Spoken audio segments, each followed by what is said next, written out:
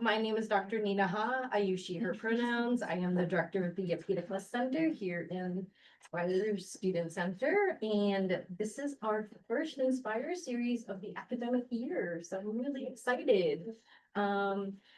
Before we begin, I would like to start with the land acknowledgement and leader recognition. Virginia Tech acknowledges that we live and work on the Tudelo and Monacan people's homeland.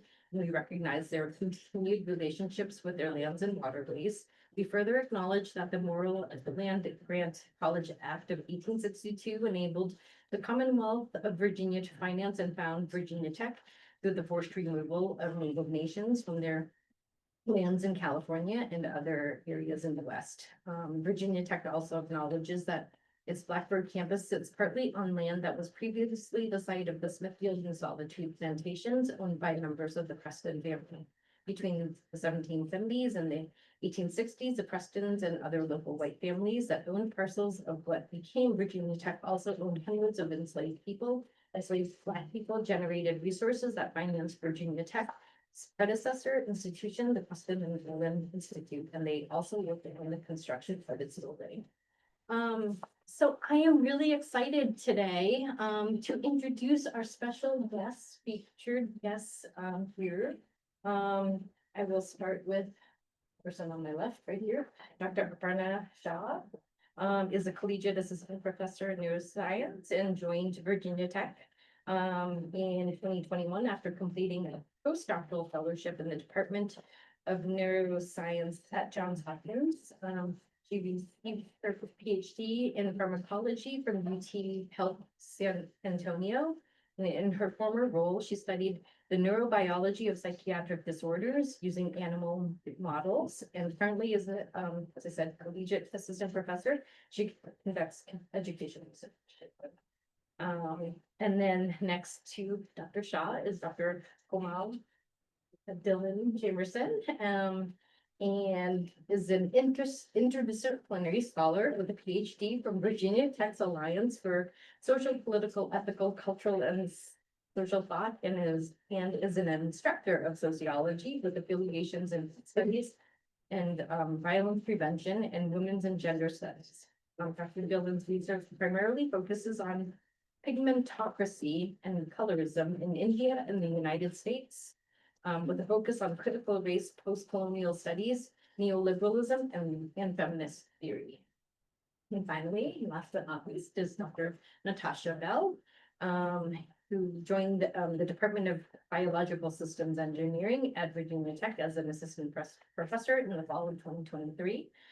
She earned her BS and PhD degrees in biosystems engineering from Clemson University, her MS in agricultural and biological engineering from the University of Illinois Urbana-Champaign, and is a first-generation college graduate. Her work centers on ecologically engineered water treatment systems for agriculture, wastewater, and stormwater, with a focus on advancing community resilience. Welcome, welcome. I'm so glad you're here. So typically when we start questions, I actually like to start with an icebreaker. So the icebreaker is, if you were a rock, where would you be geographically located? So anyone can go. Yes, sure. I was telling one of our other panelists earlier, I have a funny answer and an actual answer. I don't know how many of you know about the makerspace on the 4th floor of the library with the 3D printers. Have you seen the rock garden? Yes, some of you have seen the rock garden, as in Dwayne "The Rock" Johnson. Can you smell what the rock is cooking? Yep. So ideally I would be a rock in the Dwayne "The Rock" Johnson garden, but this this question prompted me to look into geology similar in the Blue Ridge, Appalachia area and the Korean Peninsula. So my mother is Korean, I'm half Korean. And so greenstone looks like an interesting rock. So I'm gonna go with that. Yeah, I would be a rock in the Blue Ridge Mountains, somewhere high with a good view. Born and raised in Virginia, so it's fun. And for me, it's interesting, you mentioned mountains, and mine is a bit of a contrast. So I grew up in Mumbai, in India, and spent several years there, and I was by the sea. So if you see the map there, you can see India, and Mumbai is on the west coast by the sea. And just the first thing that came to my mind when I read the prompt, and when I heard it right now too, is just a rock by the sea. Doesn't matter where, basically in Australia, but rock by the sea. That's what Thank you. Thank you. Always nice to hear some, answers and to get to know more about all of you in that way. So speaking of geography, what made you choose to work at Virginia Tech? You want to go backwards? Yes. We can do that, yeah. So, as Dr.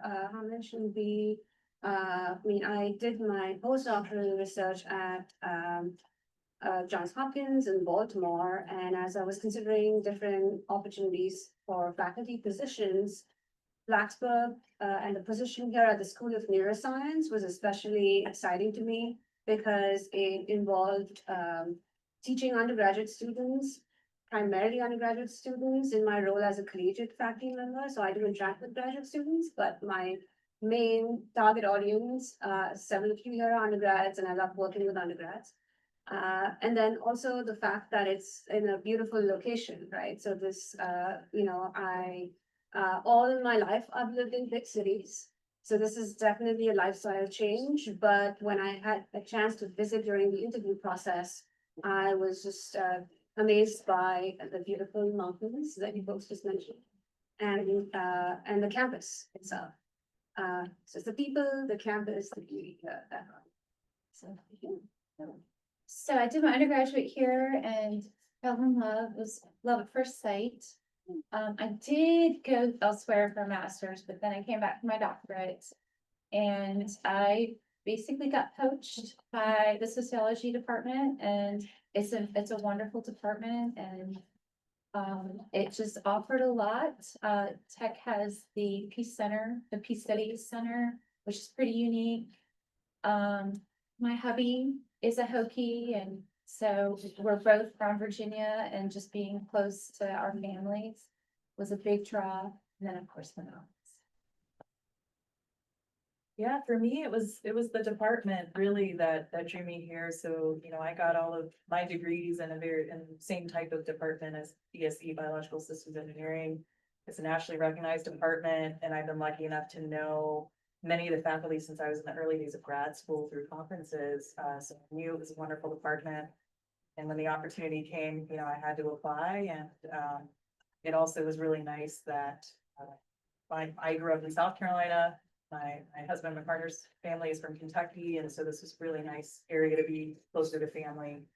And I mean, after I interviewed, I was hoping to get that offer, and it was just a beautiful experience touring the campus and just checks all the boxes. So happy to be here. Thank you. I have follow-up questions, but I'll save it for later anyway.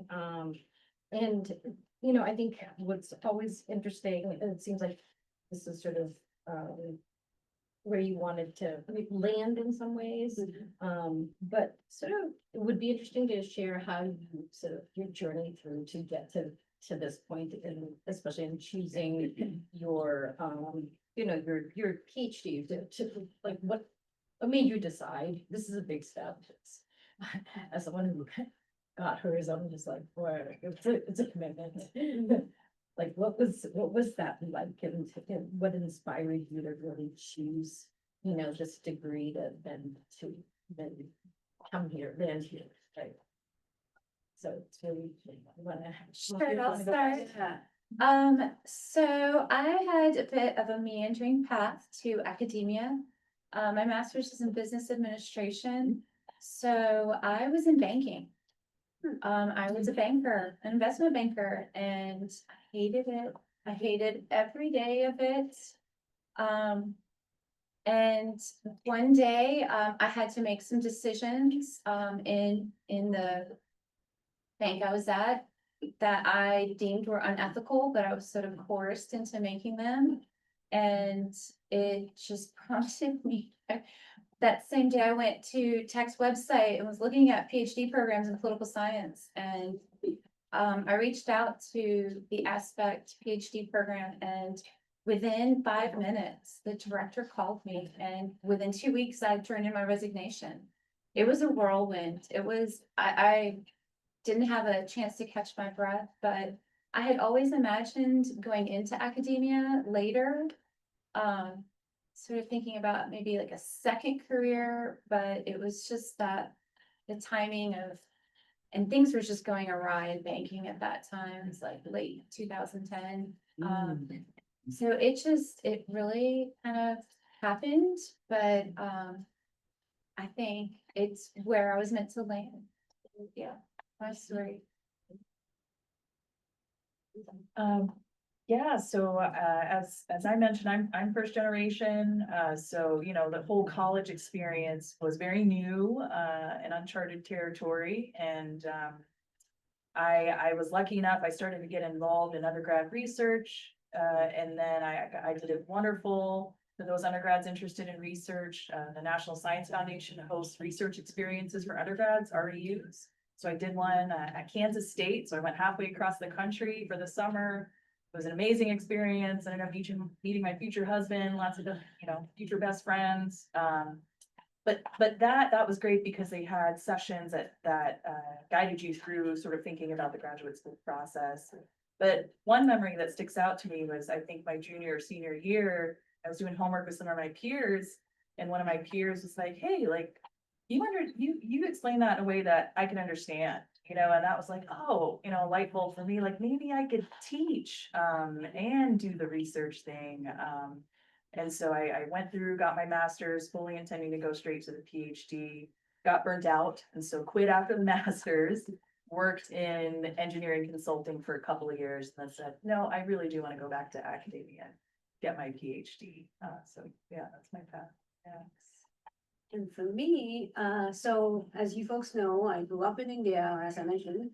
So I had a bit of a unique, I guess, experience growing up with a joint family. So in other words, it was not just the nuclear family, my sibling, my brother, my parents and I, but rather we had cousins growing up in the same house. Luckily, it was big enough space and we were not running into each other. But my cousin, who was a couple of years older than me, was studying for medical school and decided to become a psychiatrist. And all along, just 2 years younger than her, I knew I was interested in biology, but I wasn't entirely sure if medical school was the route that I wanted to take. And looking at her textbooks helped me realize that that was certainly not what I wanted to do. However, the conversations I had with her as she was training to be a psychiatrist really got me interested in the brain. And so that was the initial spark. And it got me discussing things with her as she was studying to be a psychiatrist. And I realized that it wasn't so much that I wanted to know what we already know, but I wanted to try and discover things that we, or answer questions to things that we didn't know already. And so I decided to, well, I guess a bit of a tangent, but in India, you have to pick between medical school and everything else right out of 12th grade. You take the entrance exam of medical school in the 12th grade. Then I realized that that wasn't the way I wanted to go, so I got into undergrad for life sciences, so fancy word for biological sciences, and then pursued a master's degree in neuroscience. And then I worked for a year, but again in the same disciplines. Unlike you folks, I haven't had much exposure to other careers, but I worked in a lab to ensure that research was in fact what I wanted to do. I loved that experience, and then applied to programs in the US, and that I got here. So no regrets. If you'd asked me during my PhD, I would have said something different, but now I have no regrets. Perhaps my next question, I'm always curious, because, you know, pursuing a PhD, is it always what families sort of expect? What were your family's expectations, especially if you're like diverging from, you know, medical school, banking, you know, sort of just being burnt out and saying, oh, yeah, like what just because I know students also have that pressure, right, from family, and so I was just thinking. Like, it's not always like a PhD is not always the path that people think, you know, especially family members think that they want you to take as well. Yes. Before I forget. Yeah. So, I mentioned about this, this junction where I decide between medical school and everything else. I mean, not that it has to be that way. But bit of a cliche, Asian families, sometimes it has to be that way. But, so I did take the entrance exam for medical school. I got into medical school. And I was about to go for the match phase of session where you match with the medical school of your choice based on the rank on the entrance exam.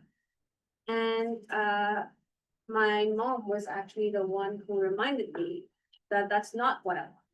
Because she had probably seen that through my conversations, and I was just scared to acknowledge that, that you don't have to take the most obvious route.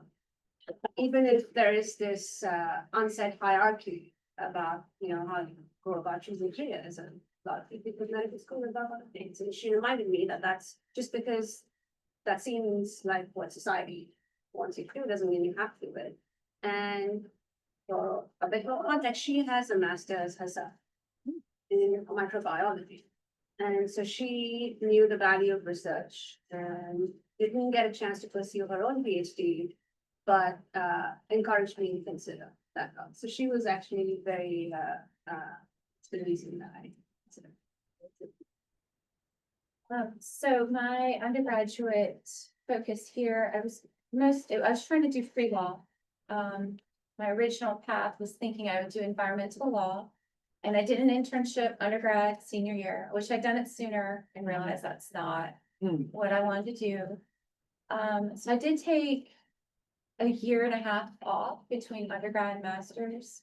And I got a job at the bank that I hadn't really dreamed of or even wanted, but it was employment. So I took that, and then they were like, if you want a master's, we'll pay for it, but it's gotta be in business, like, fine.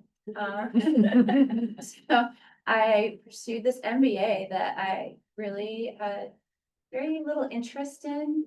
But then, being in banking, the compensation was great. I sold my soul, but I was getting well paid. So when I told my family about this whirlwind decision, I hadn't even brought it up, that I was I was even thinking about getting a PhD. They were taken aback, but like cliche Indian family are like, PhD, yes, do it. So I had some support there. But yeah, it definitely was some weighing of pros and cons, get my soul back, but it's not as well paying as other careers in business, so. Yeah, for me, I'll take it back to being first gen, right? Cause it's made mark, and, for context, my mom, she's Korean. She grew up in the countryside, has a 6th grade education, went to work in the textile industry in Seoul, when she was a teenager. And that's the kind of life, she had growing up as a young person. And so me going to college, for both my parents, and my father's military, US military. And, they were kind of like, good luck, like you got in, great, good luck in college. And so, by the time that I had, started my master's, like, okay, great, if that's what you want to do. And then I got that engineering consulting job, and I was making a real salary. And then when I told them, I actually think I'm going to go back to grad school, they were a little confused because I was making a good salary. And so that's how I kind of navigated that. But again, I think I'd always kind of wanted to do the research and teaching, and it was nice to get those different experiences to really understand that, yes, I think that is the path for me. So I'm gonna jump a little bit with my questions, because I think, if It'd be interesting to sort of hear your teaching philosophy before we get into your actual teaching practice, because I think the philosophy sometimes agrees with or aligns with, and sometimes might not, with the reality. So could you share a little bit about your sort of teaching philosophy, or, you know, I think professors, when I was in sort of the teaching mode, like they asked me for a teaching philosophy. And I don't know if it's changed over time too, so it'd be interesting to hear your philosophy and how it may have changed over time as well. So, anyone? I'll start. Yeah, so and it's funny, you know, this term constructivism or constructivist teaching has been kind of what I've leaned on, since starting to teach as a TA, right, as a grad student, which really means that it's the basis that, you know, students learn things by experiences, right? They learn and understand things by experiences rather than taking that passive approach of lecturing at students. And so in the class, we try to do I try to align that philosophy with action in the class by doing a lot of active learning. And Ella and Alexis can attest, the students here, but active learning, group learning, collaborative learning, working design problems, right? Instead of just talking at the class. So that's sort of the philosophy that yeah. My philosophy has changed. You know, just within weeks, went from banking and I was supposed to be a TA. But the professor I was TAing for got sick the second week of the semester. And I had to take over a 300 lecture on a topic I had taken since I was an undergrad. And you know, with 300 people, like you can't do a whole lot of interactive things. And really, I was just kind of lost. So it was like stand and lecture, stand and deliver, stage on the stage kind of thing, hooked up to a mic. Yeah. Yeah, It I've was never had to crazy. do that. But I have much smaller classes now, that are more within areas that I have a lot of feelings about and that align with my values and who I am. So I try to connect the material, like take it from the abstract world and bring it down to our lives, to our students' lives, and show how these different ideas and concepts are relevant, why they matter. Critical thinking is a big part of my class, which is one of the hardest things I, had like trying to teach that. I also encourage my students to not focus on the grade, which I know is kind of foreign to hear, but that's not really the goal. The grading in my class is not my focus either. It's the learning process. And I find that sometimes when we're thinking about grades and how to get, a certain score on a test, the learning process is lost. So yeah, and I do a lot of different types of assessments. I don't really like tests that I have on their open book, take them wherever you want. So I try to be accommodating to different learning styles. There's, diversity of people who have preferences for what they excel in, like writing papers or projects. I try to offer an array of options, and encourage them to choose things that they're interested in pursuing within, the class, the subject of the class.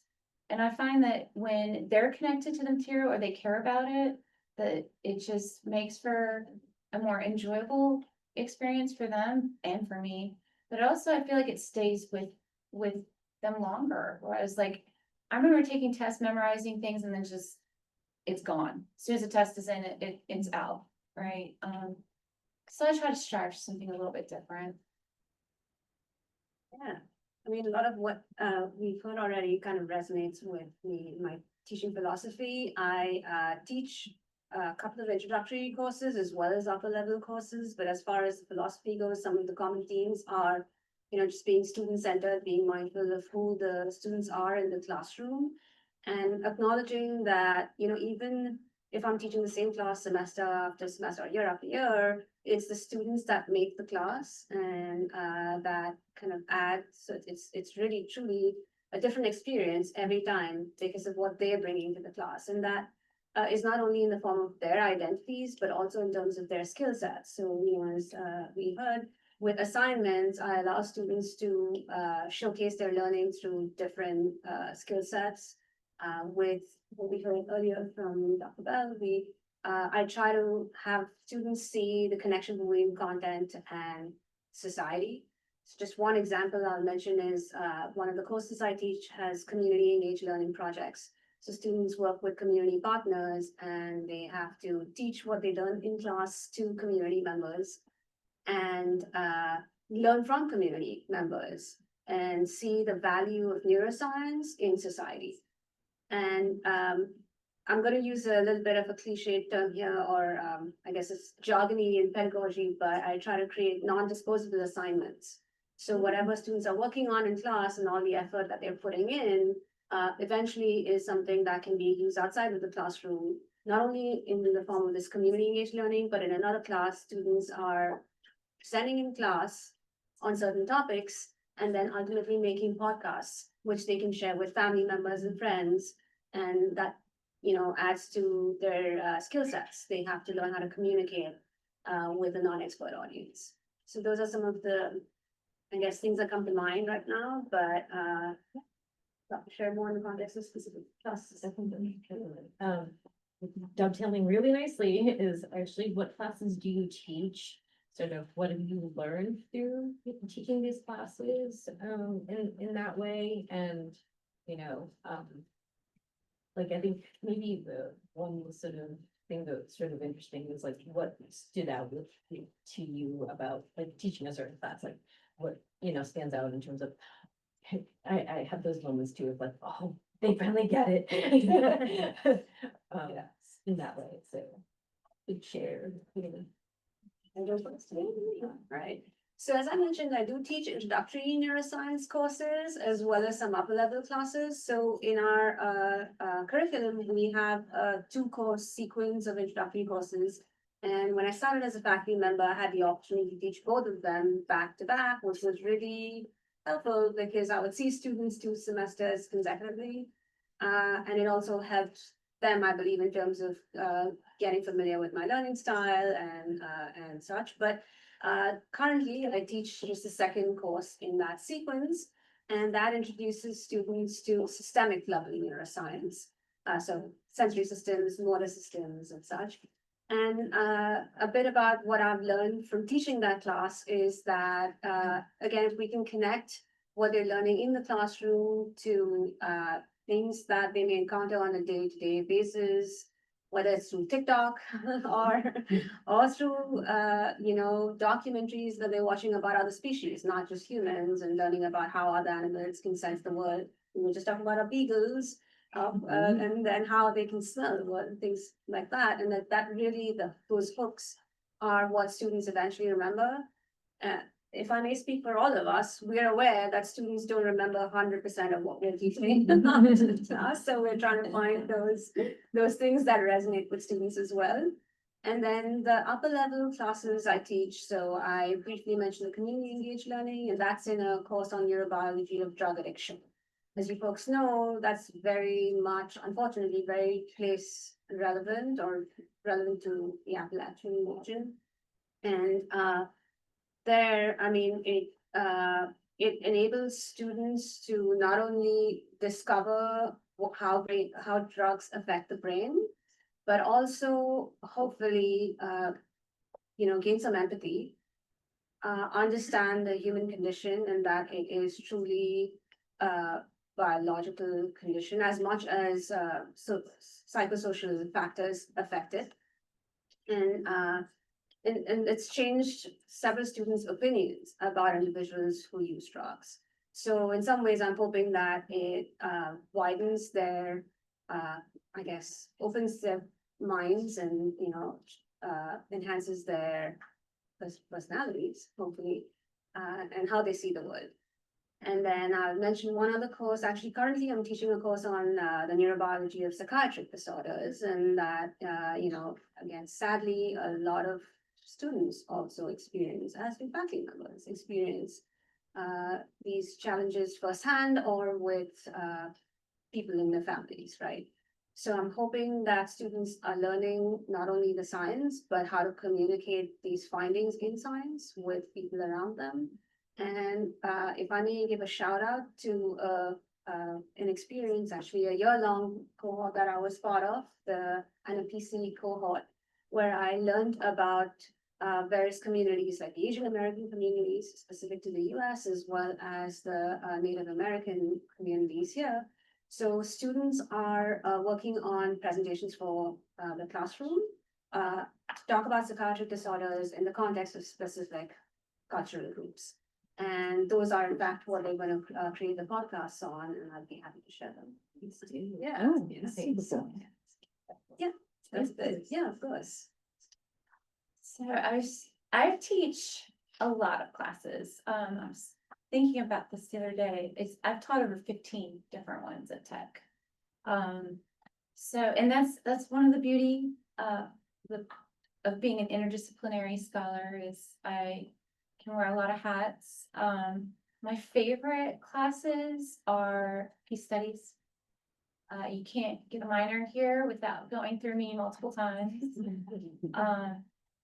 And I think the work that the Peace Study Center is doing is really important, like critically important. I hadn't realized how important it was until I got immersed into it. And those classes are interdisciplinary as well. So it just touches on a lot of different topics like psychology, sociology. I have a section on gender, military, and so forth. Depending on the semester, I also teach classes in women's and gender studies, which it's always just such a joy to do. Those tend to be pretty small, and students are really interested. They want to be there. They want to learn. They have like an active investment in it. So those are really fun to teach. Not without challenges. A lot of the classes I teach are dealing with some really heavy, intense material. I've been told that some classes are just straight up depressing, but that's okay. I try to bring some, some hope or, like bring some positivity to it. But yeah, sociology deals with a lot of social problems. So that tends to be what we focus on. But yeah, these are peace studies and women's and gender studies are where I think where my heart is at. Yeah, so this is only my second year teaching at Virginia Tech, and I teach in the fall the Introduction to Biological Systems Engineering class. So it's the first class that BSc students take in the major after they've gone through the craziness of general engineering first year, right? They're like, yes, I'm in the thing that I want to be in. And so, and this is my very first semester teaching it. And so I view my role there as to hype up the students, to get them, to hopefully make them feel that they've made the right choice or realize that they may not have. So it's very, it's hands-on. We have a lab section, and we cover both sides of biological systems engineering. So both the more ecological water-based side, which is my area, as well, and it's co-taught, I should say, by a faculty member who's more in the biotechnology, bioprocessing engineering side of things. And so it's really nice. We have very, hands-on lab activities, and that's been a really wonderful experience. And then I also teach in the spring juniors who are more on that water eco track. I teach a non-point source pollution and control course. So this will be my second year teaching that. Also has a lab, which is great. And I'll say, being an engineer, any engineering students in the audience other than Ella and Alexis? Yeah, some. Okay. So I love talking about, in some disciplines of engineering, you might aim to take your FE exam, your fundamentals of engineering exam, your senior year, and then eventually become a licensed professional engineer, right? After you get some years of working under your belt. So I love when I bring up, and I try to bring up my consulting and my path to getting the PE with the students. Because when you do that, you see their ears perk up. Ooh, this is a hot tip, right? And so I like trying to connect to real world experiences that I pay some extra attention to. So yeah. Thank you. Speaking of tips, what advice would you give students who are or will be taking your classes? I'll jump in, on the note of tips, yeah, so engineers, I try to give them, again, just kind of nuggets that I hope stay with them, right? And, a big thing that I realize is just, I keep coming back to is a simple idea of units. Like keep track, you engineers, like keep track of your units as you're calculating, right? If you can do that, literally, even on the FE and the PE exams, you don't even need to know the context, right? But if you can zero in on the units and you can write them out and keep track of things, then it's likely you'll do pretty well, right? And so just that basic skill of keeping track of that and getting students to write units down when they're doing problems is always a struggle, right? So something as simple as that. But I'd say another way to be successful, or another tip, is just being present in class. Like it amazes me, it doesn't happen often, but when I see students choosing to not be present in that moment in class, because they're just gonna have to make up that time later and not in this collaborative way, right? So I think that's an easy path to success, is just you're in class, be present, be mindful, engage. And if you do that, you could probably just do that and be successful, right? Yeah, I don't know about units, but the last part. It's a simple tip, but just read. I know it doesn't sound very profound, but it has profound implications in not only that person's performance in the class, but in life. And it is really evident who reads and who doesn't. It's evident in how they speak, what the connections they can make. No, I'm not even talking about the grade. But yeah, just reading and being present, I think, is a big, and present and like not on a screen that has nothing to do with class.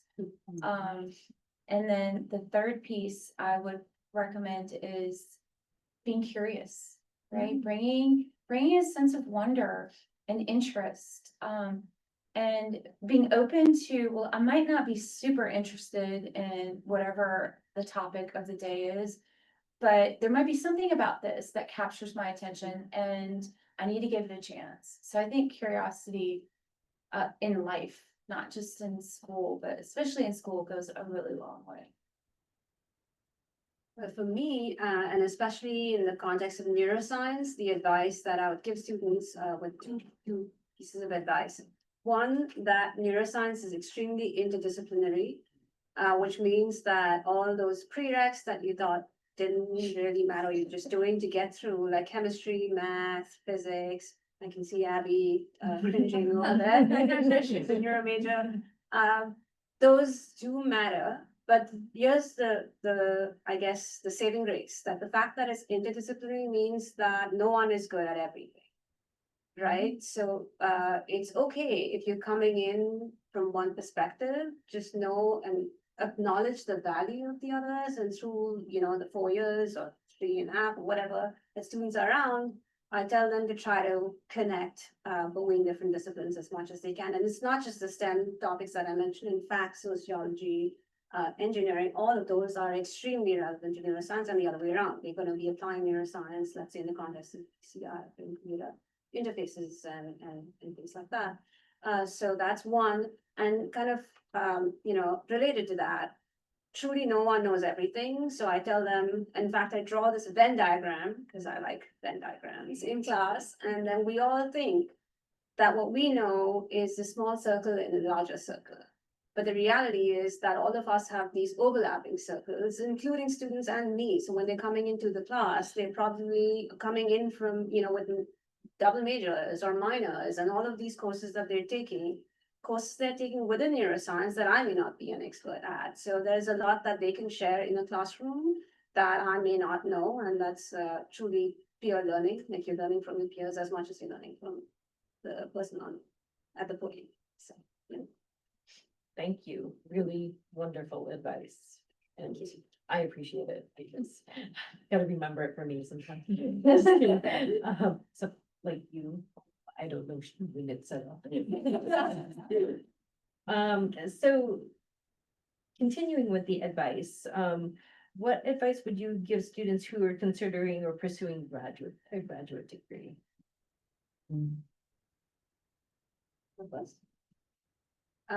Just be persistent and resilient. I mean, it's across disciplines, regardless of which, program you're in, whether it's a master's degree, a PhD, it's about being persistent and knowing that there will be failures, especially with a PhD, there will be failures, but that's how you learn. And that's how progress is made. If it was easy, it was probably not worth doing. Yeah, I would echo that. I would also be mindful of the pressures. Grad school is demanding.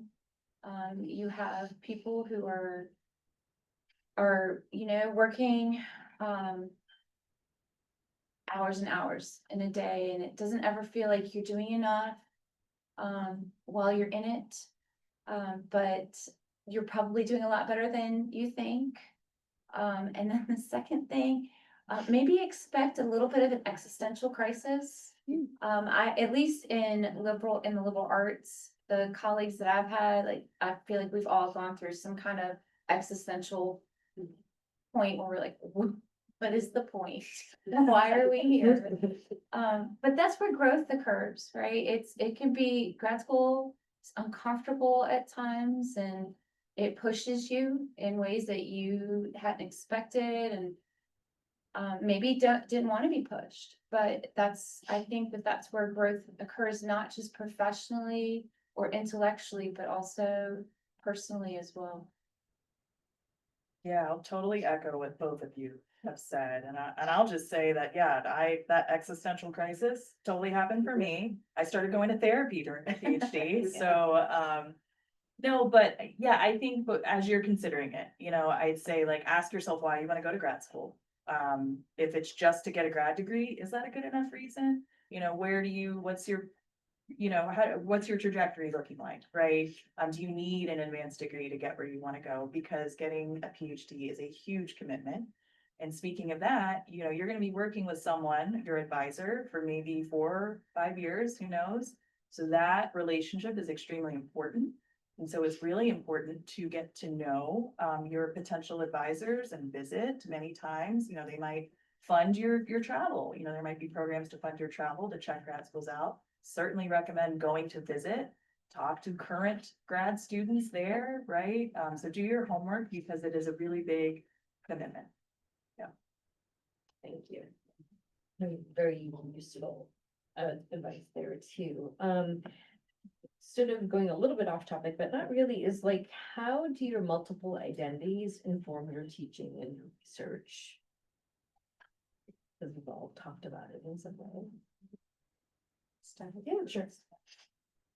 So identify as Indian American. I was born here. My research looks at pigmentoxy and colorism, as Dr. Mentioned, which basically is discrimination based on shades, right, of color. And once I started researching this and uncovering it, I found that it's everywhere. It's very pervasive. It's here too in the US. It's in every ethnicity. And I also have a focus on how it affects women disproportionately, though it does impact men as well. So I look at intersectionality and the intersection between race and gender, as well as class and caste. And that definitely feeds into classes. Like I teach a class on race, class, gender, and sexuality. So that aligns really well. But largely, my research looks at a lot of what I refer to as structural violence. That really takes on these more subtle, covert forms. And that is something that I've had, not just in academia, but that is something that I've had experience, personal experience, professional experience with ever since I've existed. Couldn't articulate it, couldn't name it, didn't really even know what it was or able to recognize it. But there have been, it's bamboo ceiling and the glass ceiling combined. So there are some ways that it's exposed some truths that I may not have otherwise have been able to recognize, but yeah, and I think as far as my positionality in the classroom goes, I am acutely aware of how my appearance is, so being a woman of color, how that comes across. And unfortunately, it's usually a disadvantage, especially in academia, in these more elite spaces. So I have found that there's ways that I have to sort of maybe overcompensate or prove myself. And I'm not gonna lie, imposter syndrome, especially going from banking to grad school, I was like, I don't think I belong here. That was something really difficult to overcome. And nobody talks about imposter syndrome, right? And then even as a junior faculty, it's something that I always felt like I'm not really quite as of an expert as these other folks, or I, somehow just haven't earned my place here. So yeah, that that's informed both my teaching and my research, as well as my service. So I'm interested in working with students, especially women, to help overcome these things. I found that imposter syndrome is very real and it needs to be done away with. I'll jump on that. Imposter syndrome, totally real. Still trying to figure out a way to not let that ruin things. But yeah, I'd say for me, I identify again as first gen. And so in the classroom, I don't make assumptions about what students might know, right, about the culture of academia. And so something as simple as office hours, students may not know why they exist and are they supposed to be going? Why are they supposed to be going, right? So I try to say, we can just chat, and I have students who do that. I love that. Or, let's work through homework. Let's talk about the midterm solutions. And so I just try not to make any assumptions. And then being the daughter of an immigrant, someone whose first language was not English, I'm acutely aware of, I have students in my research lab as well as students that I teach whose first language is not English. So I'm acutely aware of just articulating, communicating, as clearly as I can, and then taking the time to listen, right, and to make sure that we're on the same page. And so communication being real key. And I agree, as the cards are stacked against us as women of color in an elite institution, right? And as instructors. And so, I mean, there's data showing that, everything else the same, women will be ranked lower in terms of student surveys, right, of teaching. I remember bringing that up with an administrator somewhere else and kind of being dismissed, right, like as if that wasn't real. And so that's always a struggle, right? And so, but I'm aware as a woman who's also an engineer, and being underrepresented in that space, and having women students, tell me like, it's really great to see, a woman up there and teaching us. I'm acutely aware of holding that space, right? And being that role model in that way for students. Yeah. Well, for me, again, I guess I'll start with my identity as a woman and a woman of color. I have, found a lot of support in women in science organizations, whether that's the Association for Women in Science or whether now at Tech, I co-founded along with a couple of colleagues in psychology as well as in neuroscience, the Grad Women in Science chapter, which you folks are all welcome to join. So it's called GWIS. But somehow that support group really helped with I wouldn't say battling the imposter syndrome, because I still do struggle with that, but at least to some extent, looking at it in the face, if you will. And but I mean, in terms of the discipline and why the area of research that I pursued, which is psychiatric disorders. So I'm gonna again go back to my upbringing and the story I told you about my cousin who was pursuing psychiatry.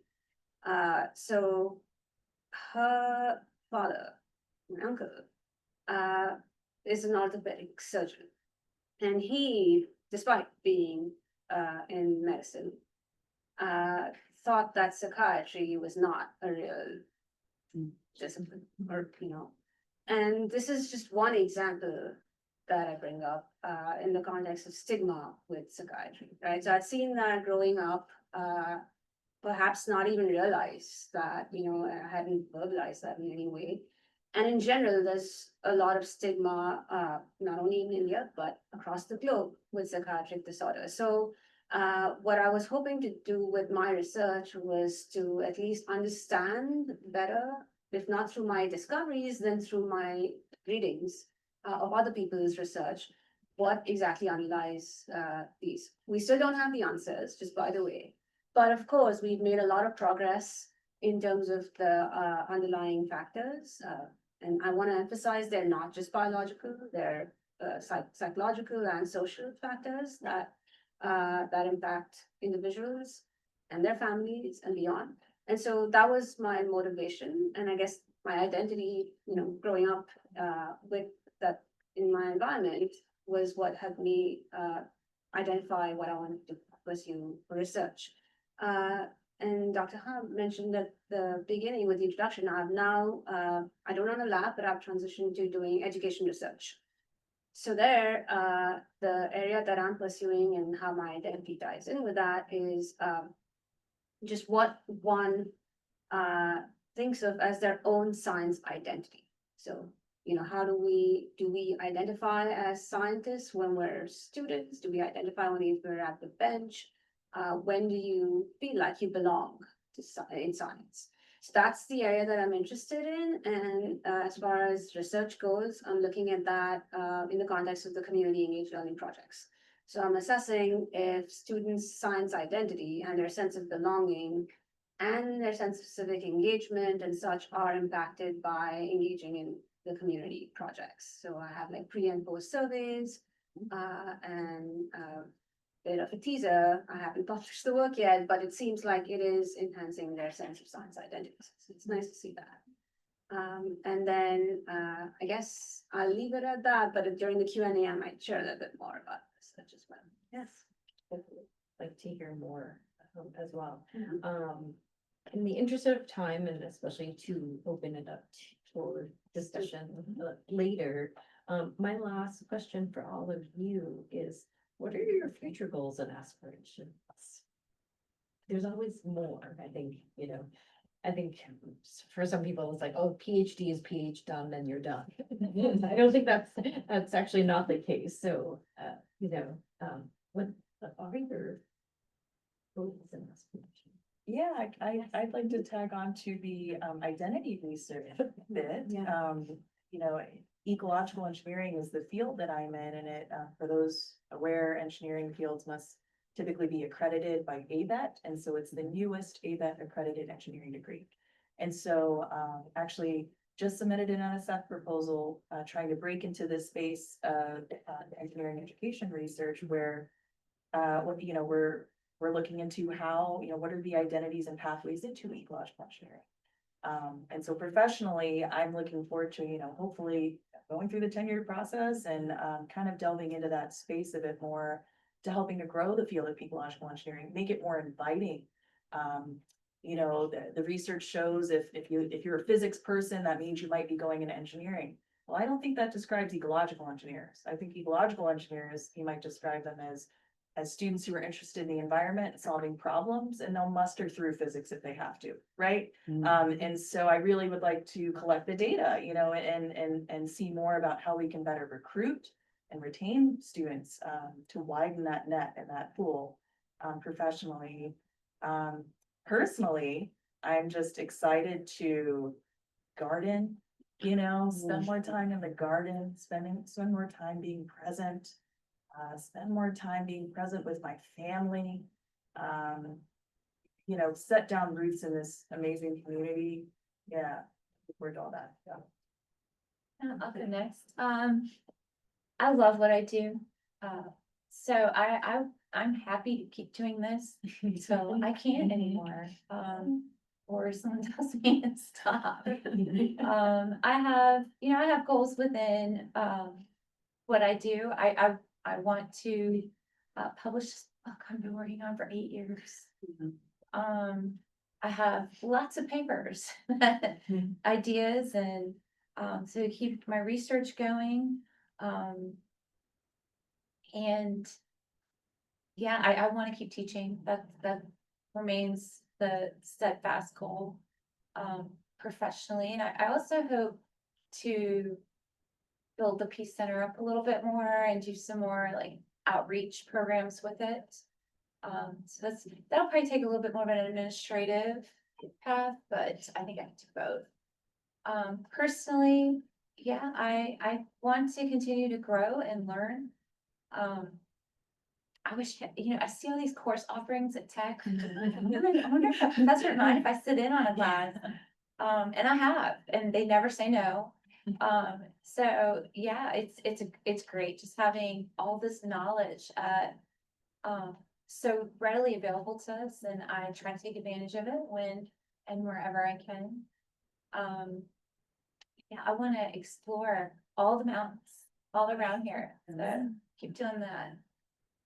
Yeah, well, it's amazing how much our thought processes are, I guess, overlapping perhaps. And I guess it's not surprising though, given that we're in this profession, that I want to continue to learn. That's my goal for the future, is to continue to learn, and not only learn for my sake, but for then being able to update my courses and teach students some new skill sets. So just as one example, I had a great opportunity to learn how to code using Python over the summer. It was a workshop at the Allen Institute for Brain Sciences, where I learned how to use the data sets that they have for research, and how to teach students how to use coding languages for analyzing data. And so that's, I guess, the beauty of this job, is that this is not unusual for us to learn new skills and get paid to do that. That's just great. And then I do want to continue with outreach as well. And actually, I should shout out to the Center for Peace Studies. We, collaborator and I got a grant through the center for conducting outreach, and we're now applying as a grant on taking neuroscience education to schools and rural communities across Virginia. So several counties where we're hoping to educate students through the educators, like training the trainers to teach kids how drugs affect the brain. And that's through hands-on activities and this program called Just Say No, except it's not NO, but KNOW, and how knowledge is authority. So those are the two big spaces: keep learning and outreach. And then as a personal goal, again, keep learning. I'd love to continue to bake and learn, because the outcome is always great, regardless of the mistakes you make. I mean, you can fix it. It's a dessert at the end of the day. Well, let's give a round of applause. Thank you for that. I learned so much, and I hope to continue learning. We do the Inspire series throughout the academic year. So next semester will feature graduate students and undergrads as well. So really like to hear from our community members, and thank you so much for spending the time with us. We're gonna stop recording now. So